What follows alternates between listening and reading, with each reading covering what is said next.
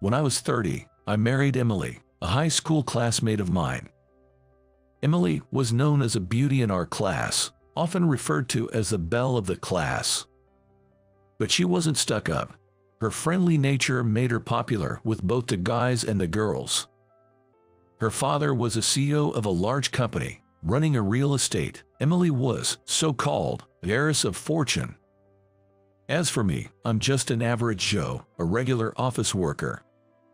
I didn't come from a wealthy family, nor was I particularly brilliant in studies. Marrying Emily felt like a real miracle. We reunited at a class reunion when we were 25 and hit it off over a popular anime we both liked.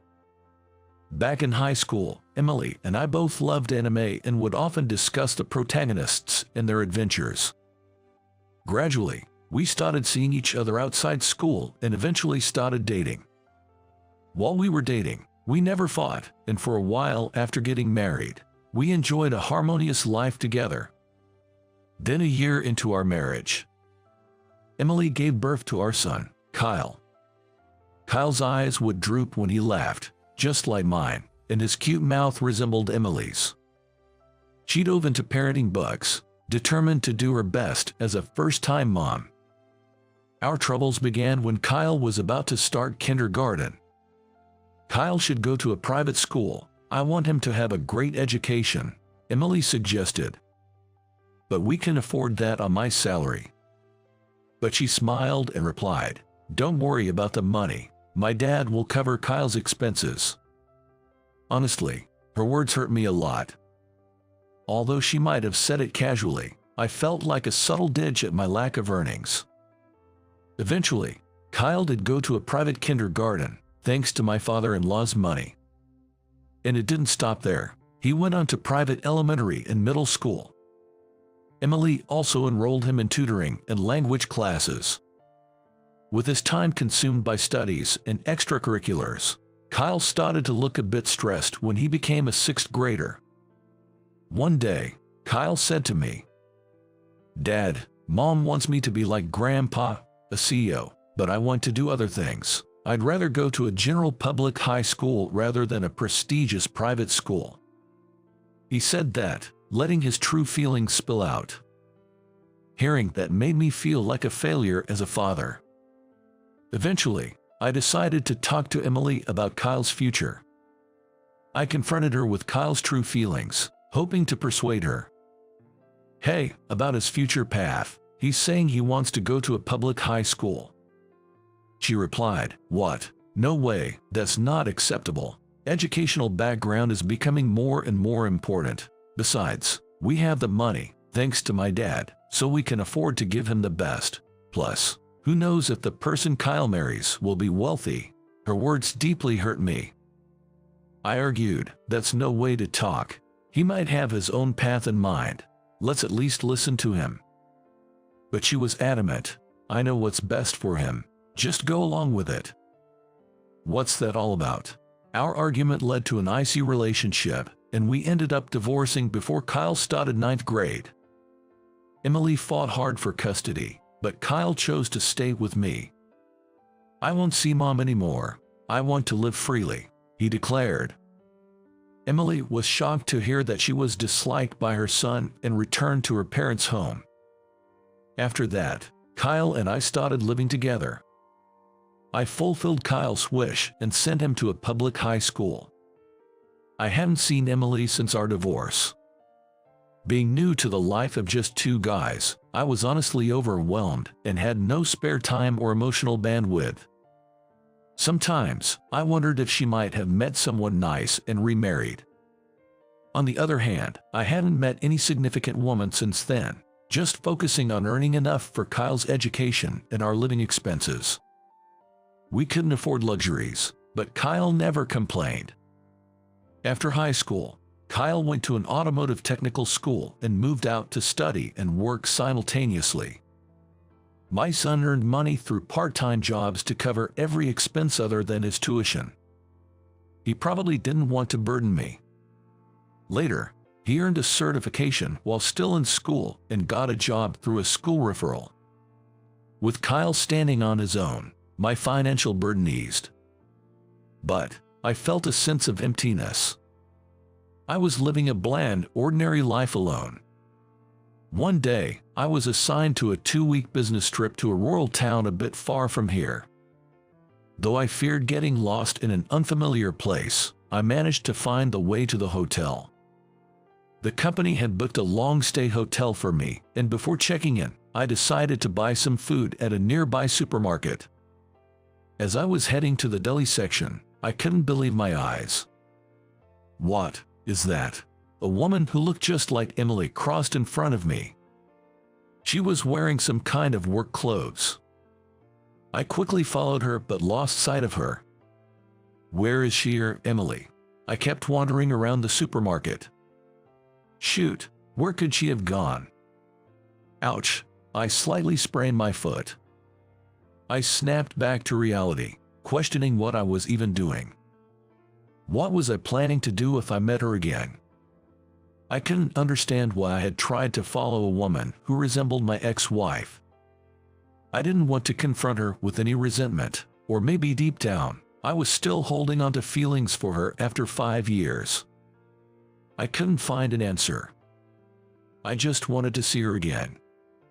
That much was certain. The next day, after finishing my work, I walked around the area where I had lost sight of her. The supermarket was bustling, especially busy with a sale that day. I couldn't find anyone resembling her. It was a long shot, looking for someone based on such brief information. Maybe she was someone else. And even if I did find her by chance, what then? Just as I was thinking of giving up and heading back, I spotted a woman in the same uniform as the one I saw yesterday. In a hurry, I followed her, making sure not to lose sight of her this time. I wondered what I would do if it turned out to be someone else and couldn't bring myself to call out to her right away. I was also unsure about what to say. Eventually, the woman came out of a door near the restroom, carrying a bucket and mop. I was certain when I saw her face, it was Emily. I hesitated for a while, watching her, but then made up my mind and approached her. "Excuse me, are you Emily?" She saw me, gasped, and her face turned pale. "Tom, is that you?" Her voice trembled as she spoke. The stunned woman standing before me was nothing like the Emily I used to know. With minimal makeup, a gaunt face, and hair not as neatly kept as before. She still had traces of her past beauty, but her cheeks were hollow, showing signs of wear. She said, somewhat embarrassed, "It's been a while. I never expected to meet you here. I didn't want you to see me like this. I'm actually here on a business trip." I was surprised too. I replied. I just wanted to have a proper conversation with her again. I took out a notebook from my bag, scribbled down the name of the hotel where I was staying and my cell number, and handed it to her. I went back to the hotel and waited for a call. I didn't expect her to contact me so soon, but she did, around 7 p.m. I'm near the hotel right now," she informed. I felt her tension in her voice. We decided to go into a pub next to the hotel. Wanting a private conversation, I requested a private room. After the drinks and food were served, Emily abruptly began speaking. "I'm sorry for what happened back then," she said, with tears in her eyes. She looked up from her downturned face and forced a strained smile at me. While feeling a sense of nostalgia in her expression, my heart felt heavy. Then, I heard about Emily's life after our divorce. I went back to my parents' house after the divorce, but I left after a huge fight with my dad.